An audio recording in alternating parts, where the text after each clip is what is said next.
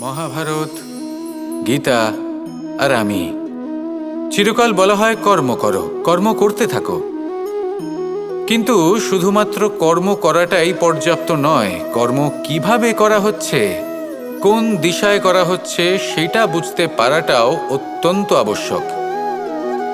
ভাগ্যের ভরসায় থাকবেন না। ভাগ্যের দ্বার যদি বন্ধ থাকে তাহলে নিজের কর্ম দ্বারা আপনি সেই দ্বার খুলে দিতে পারেন। এবার আপনার পথে যদি কোনো বড় পাহাড় চলে আসে তাহলে আপনি কি করবেন? ভাগ্যের ভরসায় বসে থেকে হাহাকার করলে তো হবে না।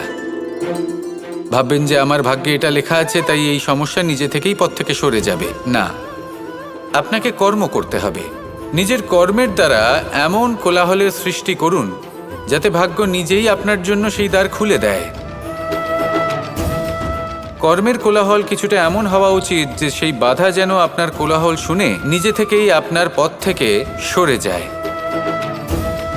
কর্ম করুন, কিন্তু এটা ভেবে কর্ম করুন যে কিভাবে আপনি কর্ম করছেন, কোন দিশাতে আপনি কর্ম করছেন। দিশাহীনভাবে আপনি যতই কর্ম করুন না কেন কোনো লাভ হবে না, কখনো সৌভাগ্য লাভ করতে পারবেন না।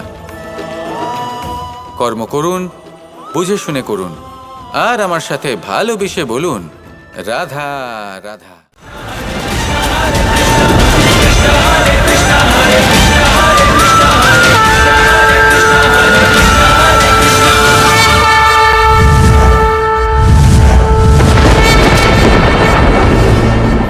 আমরা সবাই জীবন সুখ আর শান্তিপূর্বক অতিবাহিত করতে চাই।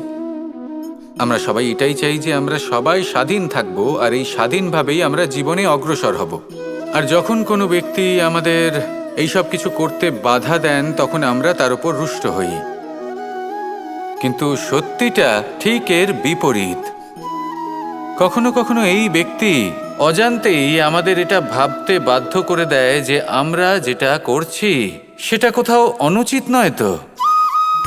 জীবনে অগ্রসর হতে হতে, সুখ খুঁজতে খুঁজতে, স্বাধীনতা খুঁজতে খুঁজতে আমরা অনুচিত কিছু করছি না তো। এটা বোঝা অত্যন্ত প্রয়োজনীয়। আর এটাই আমরা বুঝবো একটা উদাহরণ দ্বারা। কখনো কোনো উপবনে যাবেন আর গিয়ে ওখানকার মালিকে দেখবেন কি করে। কিছু সময় অন্তর ও ঘাস আর আগাছা কেটে পরিষ্কার করে। আর এরকমটা কেন করে? সে নিজেই তা রোপণ করে, নিজেই পরিশ্রম করে, আর তারপর নিজের পরিশ্রমকে কেটে ফেলার কি অর্থ হতে পারে? এরকমটা সে কেন করে? এরকম সে করে যাতে ঘাস এবং চারা সবাইকে নিয়ন্ত্রণে রাখতে পারে আর সেই উপবনকে সে সুন্দর এবং মনোগ্রাহী করে রাখতে পারে। এটাই হলো ওর উদ্দেশ্য। এবার ভাবুন যে সেই ব্যক্তি আপনার জীবনে সেই কাজটাই করছে। আপনার জীবনে সে মালি হয়ে আসে আর কোনো শুল্ক ছাড়াই আপনাকে সে আরো উত্তম ব্যক্তি করে তুলছে। তাই মনে মনে ওনার প্রতি কৃতজ্ঞ থাকুন আর আমার সাথে ভালোবেসে বলুন রাধা রাধা।